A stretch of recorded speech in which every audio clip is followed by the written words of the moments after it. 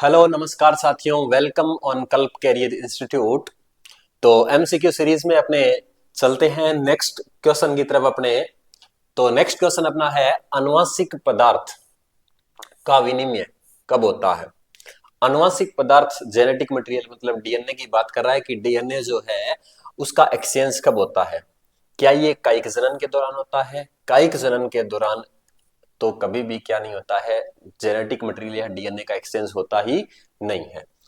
अलैंगिक जनन के दौरान तो कायिक जनन और अलैंगिक जनन तो अपने सेम मान सकते हैं कि अलैंगिक जनन जो है उसी का एक हिस्सा है कायिक जनन। तो लैंगिक जनन के दौरान क्या होता है दोस्तों कि गैमीट्स का फॉर्मेशन होता है। किसका फॉर्मेशन होता है?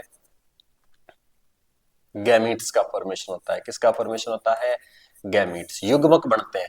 तो गैमीट्स बनते हैं, मान लो एक्स एक्स जो है, वाई वाई जो है, तो एक्स और वाई एक साथ आएंगे इस तरीके से। तो दो अलग अलग, ये मदर से आया है और ये फादर से आया है। तो sorry, X Y X X, तो ये पापा से आया है और ये मम्मी से आया है, इस तरीके से। क्या तो दो अलग अलग पेरेंट से क्या है, दो अलग अलग पेरेंट से आपका डीएनए आया है। तो आनुवंशिक पदार्थ का विनिमय है वो कहां से हो जाएगा? लैंगिक जनन के दौरान। मुकुलन भी एक तरीके का क्या है, अलैंगिक जनन का ही पार्ट होता है। तो ये तो सारे एक दूसरे के पार्ट दे रखे हैं एसेक्सुअल के ही, और सेक्सुअल जो है वो अपना क्या हो जाएगा, यहाँ करेक्ट हो जाएगा। सेक्सुअल रिप्रोडक्शन जब होता है तभी डीएनए का एक्सचेंज होता है, मम्मी और पापा दोनों मिलकर जो है ऑफस्प्रिंग को बनाते हैं। गुलाबी रंग के दो पुष्प हैं। गुलाबी रंग के दो पुष्प हैं। तो गुलाबी रंग के अपने दो पुष्प मान लेते हैं। पहले अपने मैं तुम लोगों को बता दूं कि आर आर जो है वो अपने लेके चल रहे हैं किसके लिए? रेड के लिए। आर आर जो है वो लेके चलेंगे अपने पिंक के लिए। और स्मॉल आर जो है वो अपना कौन सा कलर हो जाएगा? व्हाइट कलर हो जाएगा। तो गुलाबी रंग के दो पुष्पों के बीच संकरण करवाया जा रहा है। तो गुलाबी रंग के दो फ्लावर ले लेते हैं अपने आर आर, और इसका क्रॉस करवाया जा रहा है। दो पुष्पों के बीच संकरण करवाए जाने पर एक लाल और दो गुलाबी रंग की और एक सफेद रंग की संतति उत्पन्न हुई। तो अब ये दोनों का ही आपस में क्रॉस है, दोनों का क्रॉस करवाया। तो पुनेट स्क्वायर बना के देखते हैं अपने। तो पुनेट स्क्वायर बना करके देखा तो देखो, R R R small R, तो कैपिटल आर रेड कलर के फ्लावर मिले, कैपिटल आर पिंक कलर है, capital R small R pink colour है, स्मॉल आर। तो यहां पर अपने क्या करवाई है, इनकी सेल्फिंग करवाई है। क्या करवाई है दोस्तों? सेल्फिंग। तो क्या दोहरा निषेचन, डबल फर्टिलाइजेशन अलग चीज होती है। डबल फर्टिलाइजेशन जो चीज है वो अलग चीज होती है। ये सिर्फ और सिर्फ याद रखना किसके अंदर मिलता है? एंजियोस्पर्म में मिलता है, कोई दूसरे अलग ग्रुप्स में तो मिलता ही नहीं है, एंजियोस्पर्म में मिलता है। डबल फर्टिलाइजेशन से होता क्या है, किसका निर्माण होता है? डबल फर्टिलाइजेशन से निर्माण होता है एंडोस्पर्म का, जो कि एक तरीके का फूड होता है एम्ब्रियो के लिए। क्रॉस पोलिनेशन अगर होता तो क्रॉस पोलिनेशन में यहां पर अपने क्या रखते, दोनों के दोनों सेम संतति नहीं रखते। फर्टिलाइजेशन हुआ ही नहीं, नहीं ऐसा कुछ नहीं है। तो यहां पर अपने क्या करवाया है, सौ परागण करवाया है, सेल्फ पोलिनेशन करवाया है। सेल्फ पोलिनेशन की वजह से क्या होता है, ये दोनों की हमने सेल्फिंग करवाई है। सेल्फिंग करवाने की वजह से ही अपने को क्या मिले हैं यहाँ पर, एक सफेद और एक लाल और दो गुलाबी रंग के मिले हैं अपने को। नेक्स्ट क्वेश्चन पूछा है, मटर के एक लंबे पौधे टी टी होमोजाइगस है। कैसा है? होमोजाइगस है।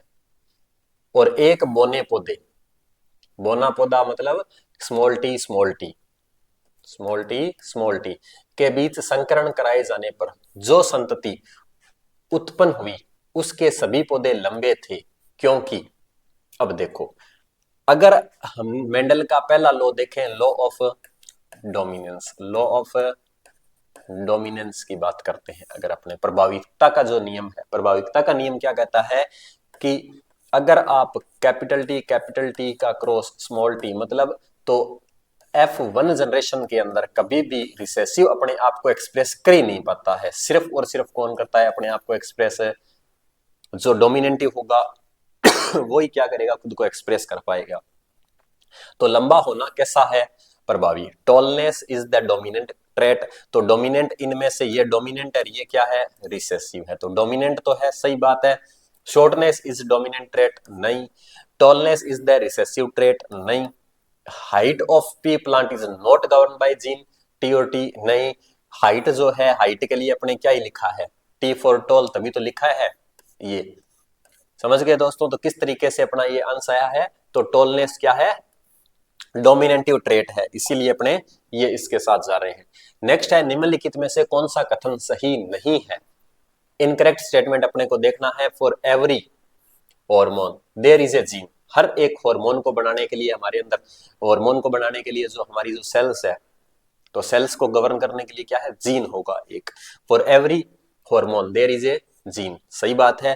For every protein there is a gene, हर एक प्रोटीन को बनाने के लिए भी हमारे अंदर जीन है, डिफरेंट डिफरेंट तरीके के जीन है, तो दोनों स्टेटमेंट ट्रू है।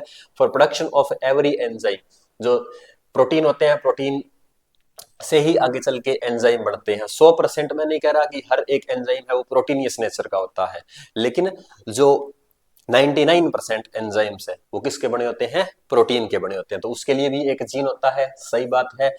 For every molecule of fat, जो वसा का जो प्रत्येक अणु है उसके लिए, नहीं, वसा का तो अब अपने कोई जीन होता ही नहीं है, तो इसके लिए क्या चला जाएगा, अपना स्टेटमेंट डी जो है वो क्या चला जाएगा, फॉल्स था का यहाँ।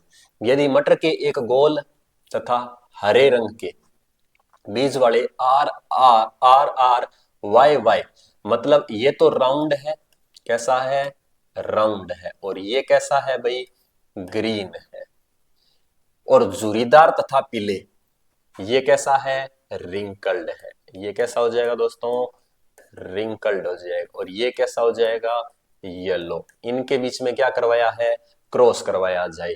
तो F1 के बीज कैसे प्राप्त होंगे, तो F1 के बीज देखने हैं अपने को, तो आर आर, कैपिटल आर का क्रॉस करवाया है इधर स्मॉल वाई के साथ, स्मॉल आर कैपिटल वाई, ये अपने हैं पेरेंट्स हैं, तो यहां से चाहे तो स्मॉल आर आगे आ जाए, कैपिटल आर आगे आ जाए, स्मॉल वाई आगे आ जाएगा, इन दोनों में से कोई एक आगे आ जाए। सॉरी दोस्तों,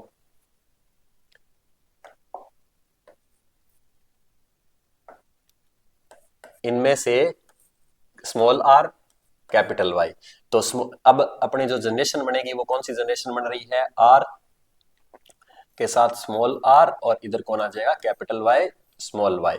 तो ये तो सीड कैसा हो गया अपना, राउंड हो गया, कैसा हो गया है, राउंड। ये कैसा हो गया है, येलो।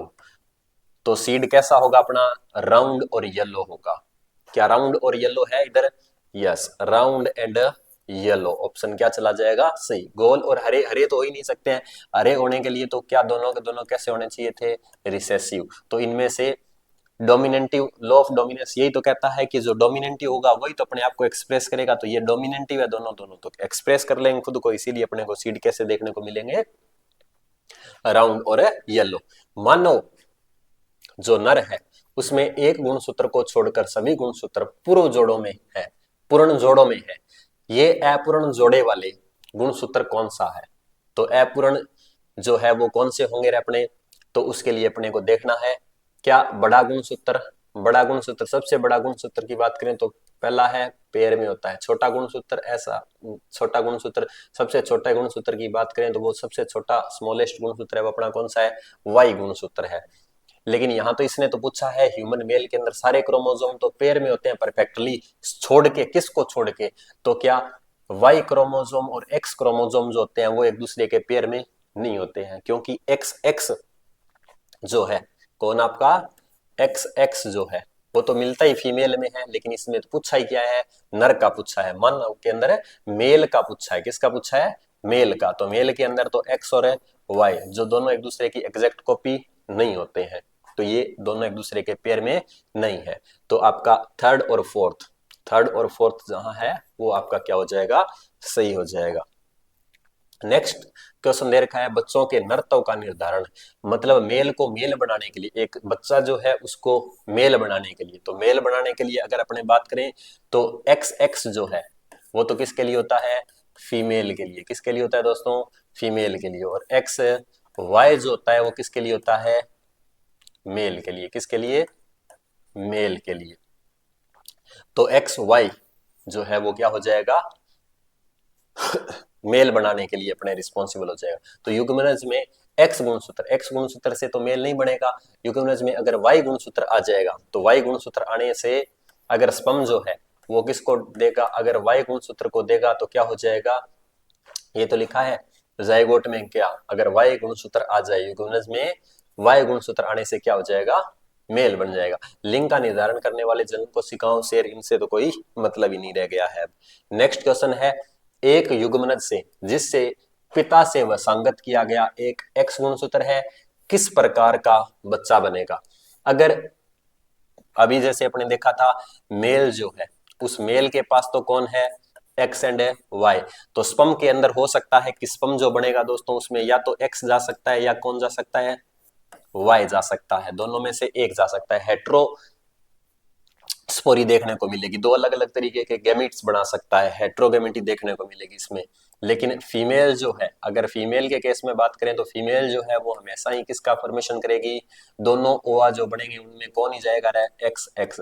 अब चाहे ये स्पर्म मिल जाए इसके साथ तब तो क्या होना था, एक्स वाई लड़का पैदा, और अगर ये इसके साथ मिल रहा है एक्स एक्स तो क्या लड़की पैदा होगी। अब बाप ने, पिता ने पहले से ही क्या दिया है, जो बाप है वो क्या किसको दे रहा है, एक्स को दे रहा है, तो एक्स को दे रहा है तो एक्स ही फीमेल के पास पहले से है तो क्या बन जाएगी, वो लड़की बन जाएगी, लड़का बनने का तो चांस ही नहीं है।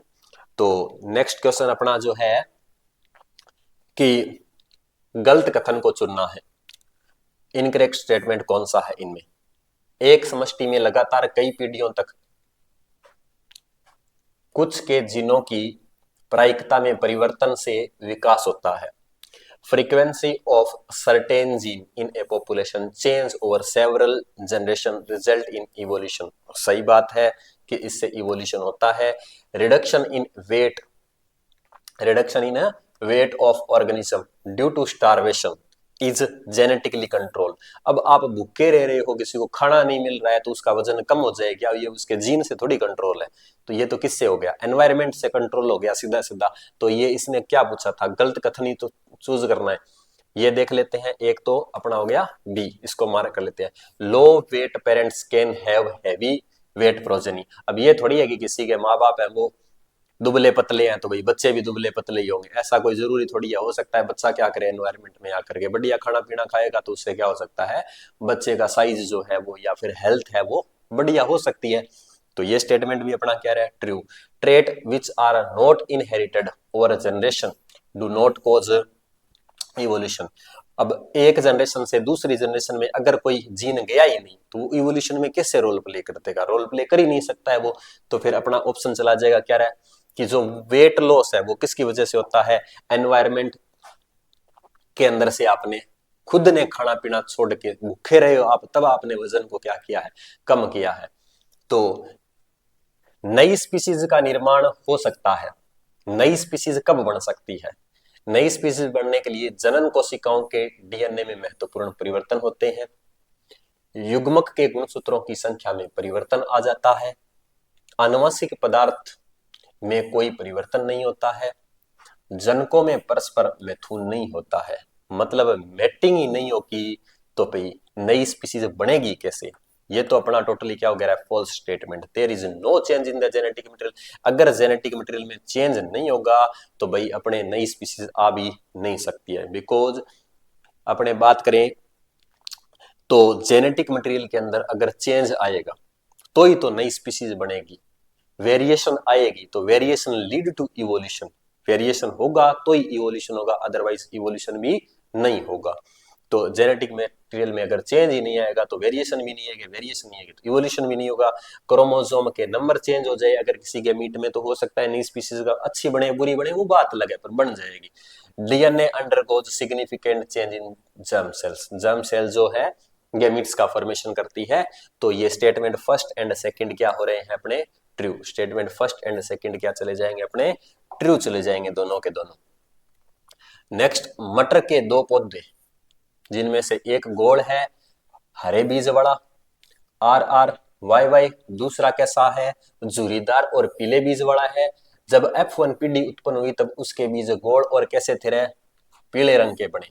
गोल और कैसे बने हैं, पीले रंग के बने हैं, पौधों के बीच बनने लगे। F1 पीढ़ी के पौधों के बीच बनेंगे। 100 संकरण कराए जाने पर F2 पीढ़ी के पौधों के बीजों में लक्षणों में कुछ नए समुच्चय बने। निम्नलिखित में से नए समुच्चय को चुनिए। अब गोल और पीले तो क्या होंगे दोस्तों, बनेंगे ही बनेंगे। कैसे बनेंगे, इसने बात करी है कि R R Y are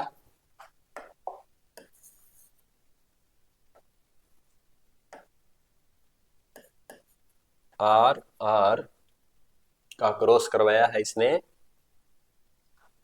Y Y के साथ, और दूसरा है स्मॉल आर कैपिटल वाई। तो यहां तो अपने कैसे बनेंगे, आर आर वाई वाई। तो पहले वाले बीज तो गोल और पीले बीज तो बनने ही बनने, गोल और पीले तो बनेंगे ही बनेंगे। अब इनकी क्या करवा दी जाए, अगर सेल्फिंग करवा दी जाए, क्या करवा दी जाए, आर आर वाई वाई की क्या करवा दी जाए दोस्तों, सेल्फिंग करवा दी जाए। सेल्फिंग करवाने से अब इनका वो 64F2 क्रॉस करवाना है अपने को। 64 अब बना के तो अपने नहीं दिखा सकते, मैं सिर्फ इतना बता सकता हूं कि वहां कैसे भी बनेंगे अपने पास।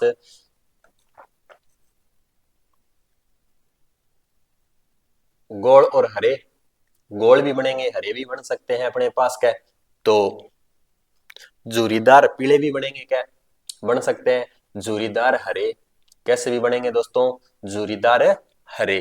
तो अपने पास कैसे बन जाएंगे, जूरीदार और हरे कैसे बन जाएंगे, साथ में जूरीदार होंगे, साथ में कैसे बन जाएंगे, हरे भी बनेंगे क्या, क्योंकि ये तो गोल्ड और पीले वाले तो ऑप्शन पहले से ही है, तो जूरीदार और हरे भी क्या हो जाएंगे अपने पास बन जाएंगे। तो फर्स्ट एंड फोर्थ तो अपने पास कैसे बन जाएंगे, जूरीदार और ऐसे भी बन जाएंगे अपने पास क्या।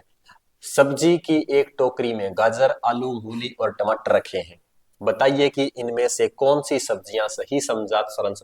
अब समजात क्या होता है, होमोलोगस क्या होता है, होमोलोगस वो होता है जिनका क्या ओरिजिन सेम हो। क्या हो भाई, ओरिजिन सेम हो।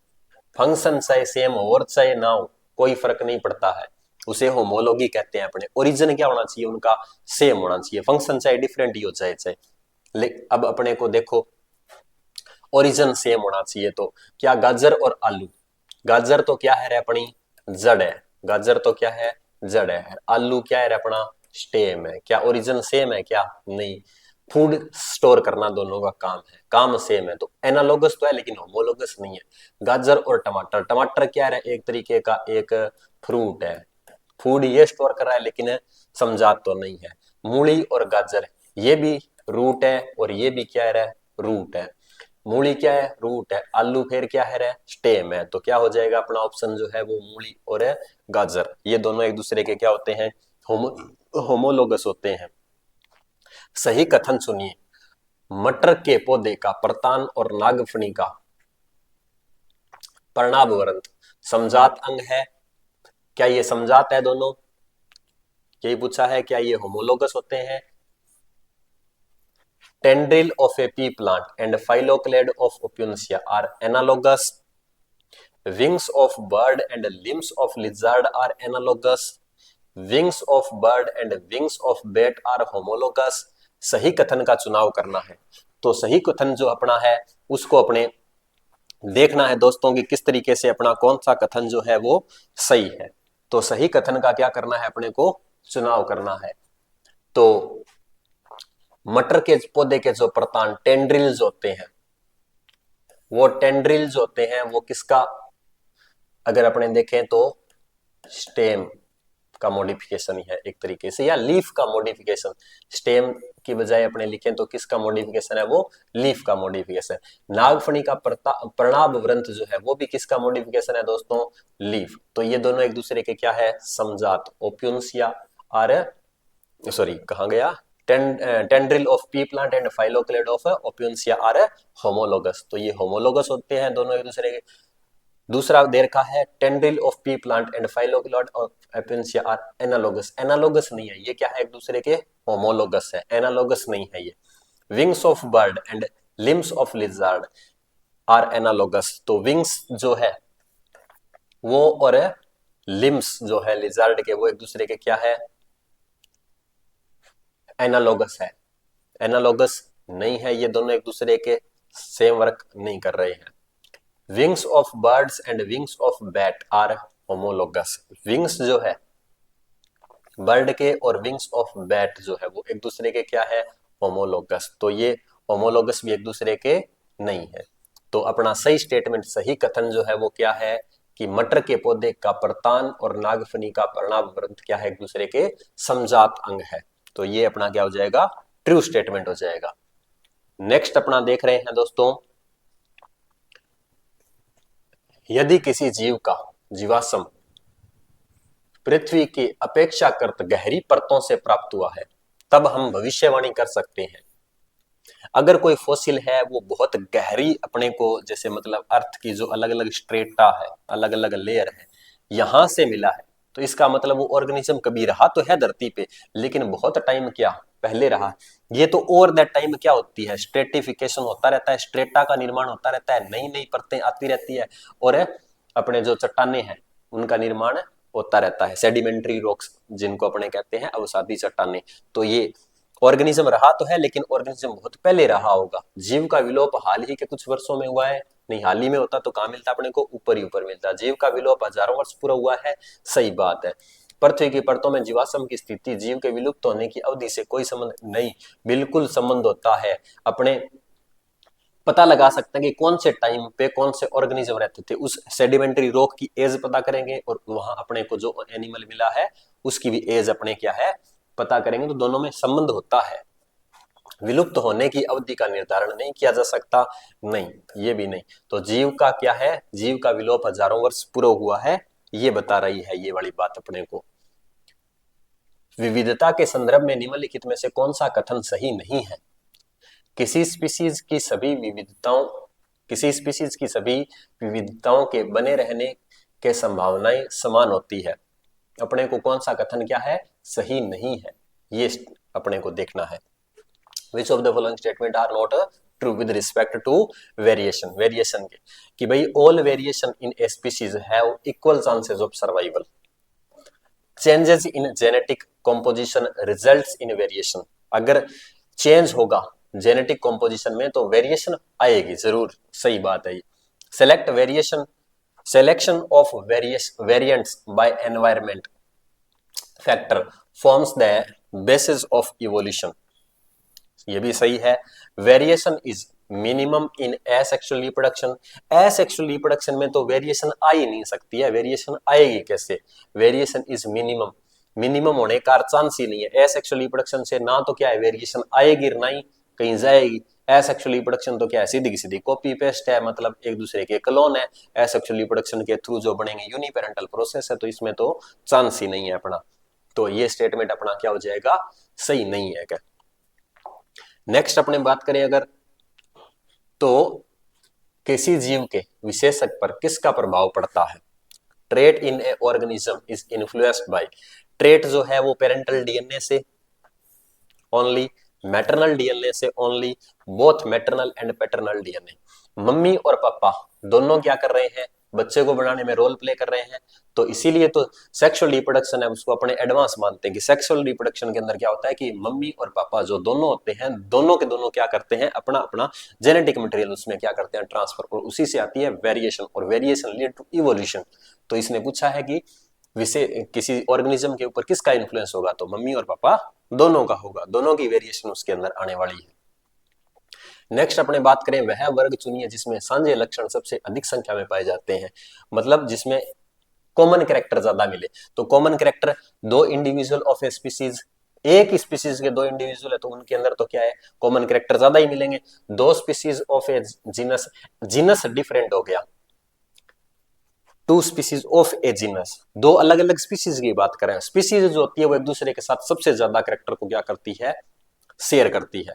स्पीसीज सबसे छोटी यूनिट है, तो जाति जो होती है वही क्या करती है, स्पीसीज जो होती है वही क्या करती है, सबसे ज्यादा कॉमन कैरेक्टर को शेयर करती है। तो दो स्पीसीज होगी तो दो स्पीसीज तो कैरेक्टर कहाँ शेयर करेंगी एक दूसरे से, दो जनरेशन फैमिली अलग हो गई, फैमिली अलग होने से फिर कैरेक्टर मिसमैच हो जाएंगे, दो जनरेशन ऑफ टू फैमिलीज फिर अलग हो गई। तो इसका मतलब है अपना क्या, दो इंडिविजुअल जो है एक ही स्पीसीज के वो क्या है, सबसे ज्यादा एक दूसरे के साथ कॉमन कैरेक्टरिस्टिक्स को शेयर करेंगे। क्या विकास सिद्धांत के अनुसार नई स्पीसीज का निर्माण सामान्यतः किसके कारण होता है।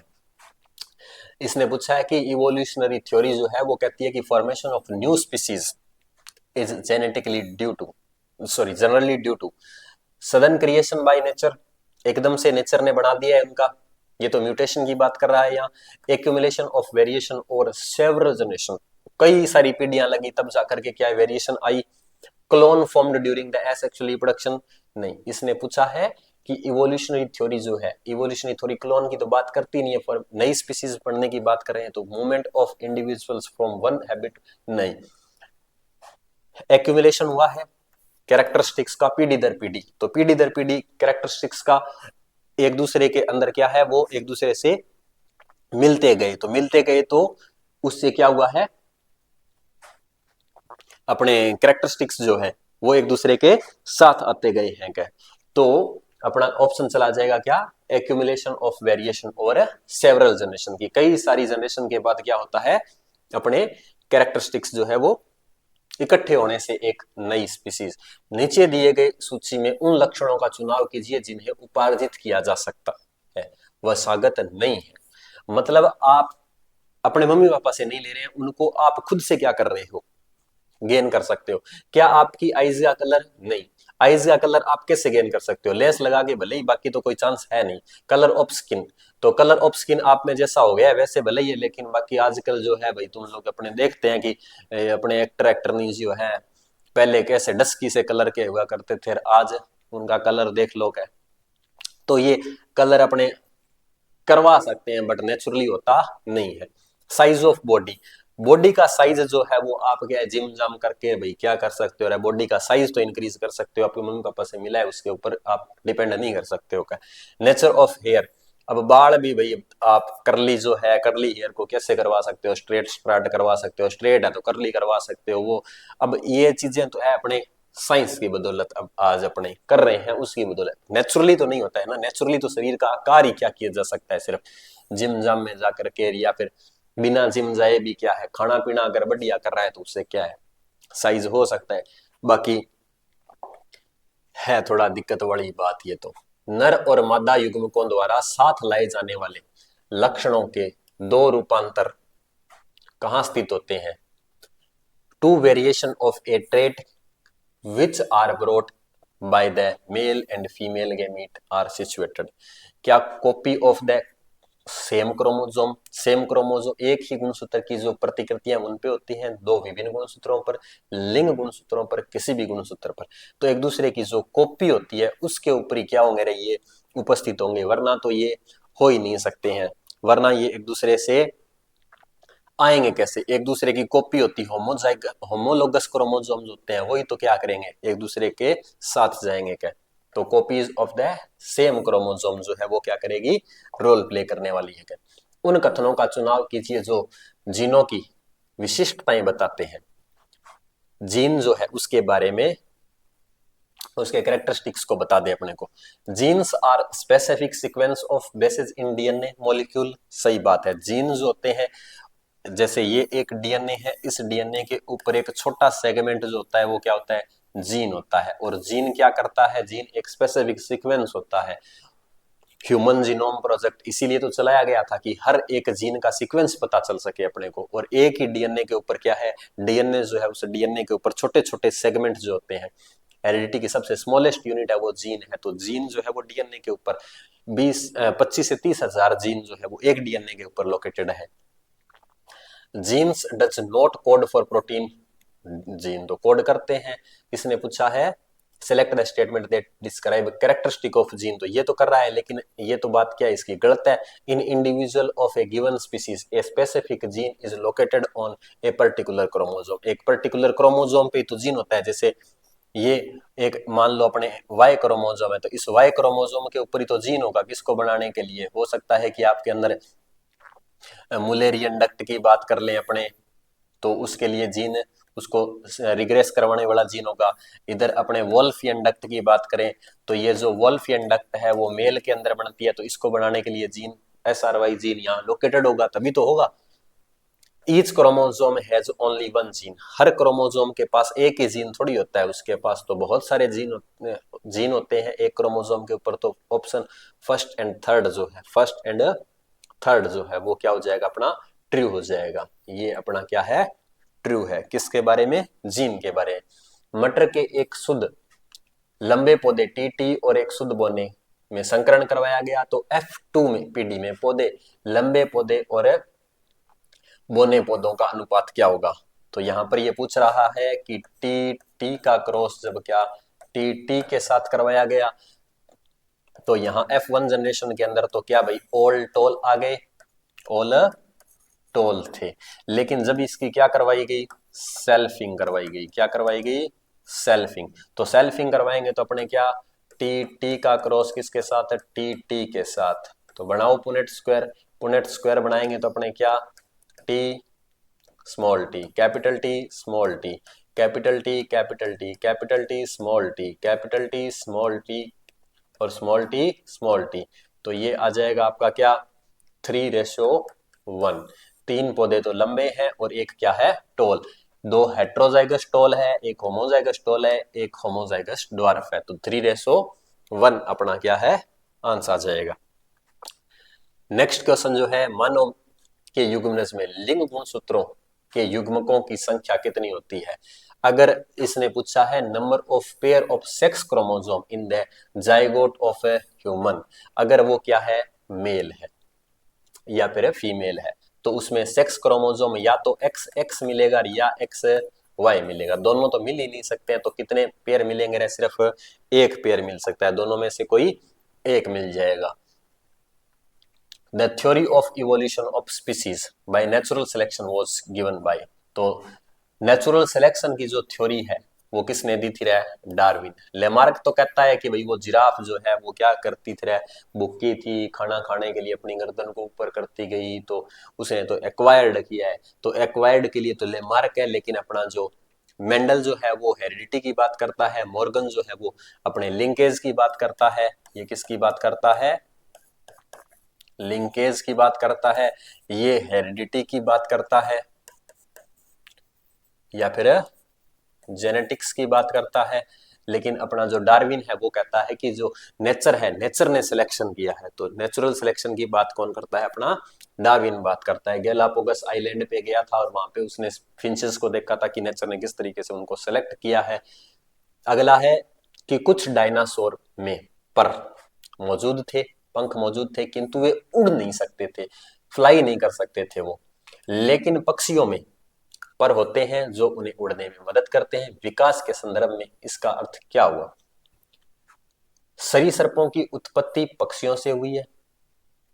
अगर ये स्टेटमेंट देखें तो अपने ये कह रहा है कि reptiles have evolve from the bird, क्या रेप्टाइल जो है उससे बर्ड बने हैं या बर्ड से रेप्टाइल बने हैं। इस स्टेटमेंट के हिसाब से तो क्या है भाई, बर्ड से रेप्टाइल, रेप्टाइल से क्या बनने थे, बर्ड बनने थे। लेकिन ये तो कह रहा है रेप्टाइल्स इवोल्व हुए बर्ड से, तो ये स्टेटमेंट तो क्या है अपना, फॉल्स है। There is no evolutionary connection between, नहीं ऐसा नहीं है तभी तो क्या है, डायनासोर में भी क्या थे, पैर थे। ये स्टेटमेंट भी क्या है, false. Feathers are homologous structure, नहीं, इसके बारे में भी। Birds have evolve from reptiles, तो बर्ड जो है वो कहां से आए हैं, बर्ड जो है वो इवॉल्व हुए कहां से, रेप्टाइल से। तभी तो रेप्टाइल्स के अंदर क्या है भाई, विंग्स है तो सही, लेकिन वो उड़ नहीं सकते। लेकिन अगर देखें एव्स के अंदर, बर्ड्स के अंदर देखें तो उनमें विंग्स है भी और वो उड़ भी सकते हैं। तो बर्ड्स के अंदर विंग्स है वो कहां से आए हैं, रेप्टाइल से। रेप्टाइल जो थे उनमें 4 पग थे, मतलब टेट्रापोडा थे वो, लेकिन उनके जो फोर लिम्ब जो थे वो किस में हो गए कन्वर्ट, विंग्स के अंदर कन्वर्ट हो गए। इसीलिए वो क्या कर सकते हैं, फ्लाई कर सकते हैं, उड़ सकते हैं। तो ये था अपना इवोल्यूशन और हेरिडिटी के ऊपर। एनसीईआरटी के ही एग्जाम्पल है एनसीईआरटी एग्जाम्पलर जो है उसी को फॉलो किया गया है, सिर्फ और सिर्फ 10th क्लास के जो क्वेश्चंस हैं। तो थैंक यू सो मच दोस्तों, I hope you like this session. Thank you.